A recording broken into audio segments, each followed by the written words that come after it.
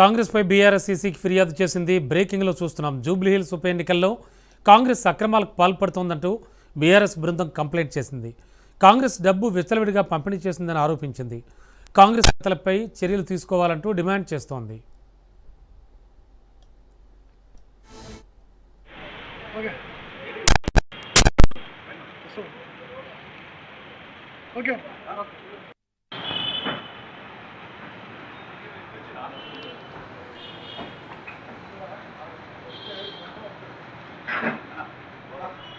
Video తీసుకోండి.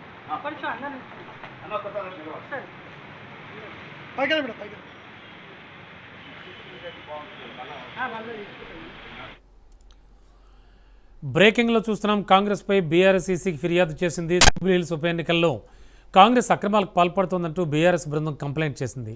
కాంగ్రెస్ డబ్బును విచ్చలవిడిగా పంపిణీ చేసిందని ఆరోపించింది. కాంగ్రెస్ నేతలపై చర్యలు తీసుకోవాలంటూ డిమాండ్ చేస్తోంది. ఇదే అంశానికి సంబంధించి లేటెస్ట్ ఇన్ఫో అందించడానికి మా కరెస్పాండెంట్ సైదులు సిద్ధంగా ఉన్నారు. Saidulu, BRS complaint on Congress ఏం జరుగుతోంది? ఈసీ ఏమైనా హామీ ఇచ్చిందా? అండ్ ఈసీ అధికారులు స్పందించారా? ఏం చెప్పారు బీఆర్ఎస్ నేతలు బయటకు వచ్చి?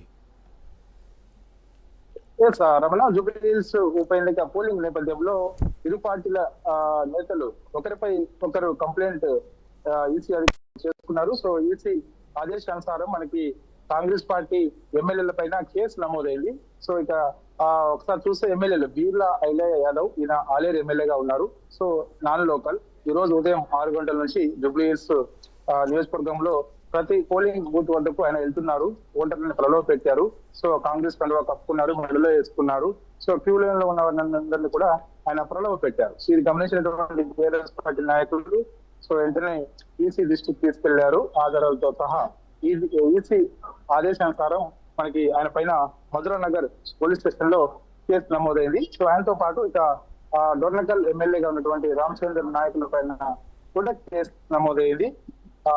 ఒకసారి చూస్తే క్రైమ్ నంబర్ 708/25 సెక్షన్ల కింద మధురానగర్ పోలీస్ స్టేషన్ లో బీర్లా ఐలయ్య యాదవ్, అదేవిధంగా ఎమ్మెల్యే రామచంద్ర నాయకుల పైన ఈసీ ఆదేశానుసారం మధురానగర్ పోలీస్ స్టేషన్ లో కేసు నమోదైంది. సో ఇక కాంగ్రెస్ పార్టీ నాయకులు కొందరు బీఆర్ఎస్ పార్టీ మాజీ ఎమ్మెల్యేల పైన ఆరోపణలు చేశారు. దానిలో భాగంగా ఈసీకి కంప్లైంట్ చేశారు. ఈసీ ఆదేశానుసారం బీఆర్ఎస్ పార్టీకి చెందినటువంటి మాజీ ఎమ్మెల్యేల పైన కేసు నమోదైంది. సో ఒకసారి చూస్తే దాస్యం వినయ్ భాస్కర్, బీఆర్ఎస్ పార్టీ మాజీ ఎమ్మెల్యే, అదేవిధంగా వికారాబాద్ మాజీ ఎమ్మెల్యే మెతుకు ఆనంద్, ఇద్దరిపైన కేసు నమోదైంది. గోరబండ పోలీస్ స్టేషన్ లో క్రైమ్ నెంబర్ 701/25 సెక్షన్ల కింద కేసు నమోదు చేశారు గోరబండ పోలీసులు. సో ఏదేమైనా బీఆర్ఎస్ పార్టీ నాయకులు మాత్రం అధికార పార్టీకి చెందినటువంటి కొందరి నాయకుల ప్రోద్బలంతోనే మా పైన కేసు నమోదు చేశారు గోరబండ పోలీస్ స్టేషన్ అని చెప్పేసి బీఆర్ఎస్ పార్టీకి చెందినటువంటి మాజీ ఎమ్మెల్యేలు దాస్యం వినయ్ భాస్కర్,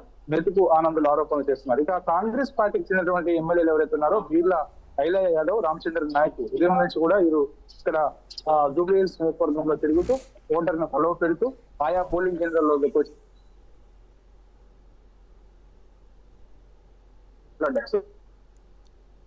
ఈసీకి బీఆర్ఎస్ పార్టీ కంప్లైంట్ చేయడం తోటి సో ఇక వారిపైన మధురానగర్ పోలీస్ స్టేషన్ లో కేసు నమోదైంది. సో ఇక మనకి సమయం చాలా తక్కువగా ఉంది.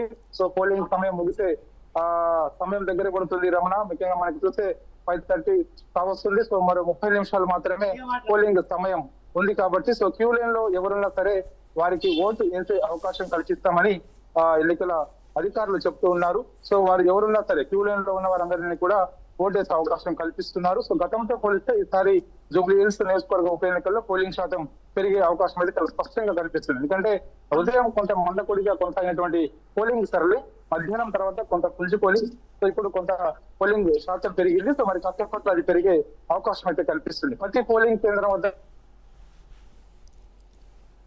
ఉంది. అయితే కొద్దిసేపు రిజల్ట్స్ లో చూడొచ్చు. ఈ పోలింగ్ కేంద్రం కృష్ణానగర్ పోలింగ్ కేంద్రం. సో మనం కృష్ణానగర్ పోలింగ్ కేంద్రం వద్ద ఉన్నాము. ఇక్కడే బీఆర్ఎస్ పార్టీ ఎమ్మెల్యే అభ్యర్థి మాగంటి సునీత ఇక్కడ బైఠాయించి నిరసన తెలిపారు. ఈ పోలింగ్ వద్ద రిగ్గింగ్ జరుగుతుందని ప్రధానంగా ఆమె ఆరోపణ చేశారు. సో ఆమె పోలింగ్ కేంద్రం వద్దకు వచ్చి ఆ పోలింగ్ కేంద్రం వద్ద కూర్చొని ఆమె నిరసన తెలిపారు. సో కొద్దిసేపటి క్రితమే అడిషనల్ డీజీ జోయల్ డేవిస్ ఇక్కడికి వచ్చారు, పోలీస్ బలగాలతో వచ్చారు. ఏం జరుగుతుందని చెప్పేసి ఇక్కడికి రావడం జరిగింది. సో వెంటనే ఆమెని రిక్వెస్ట్ చేసి ఇక్కడ నుంచి పంపించేశారు. సో ప్రత్యేక పోలీస్ బలగాలు కూడా ఇక్కడే మోహరించున్నాయి.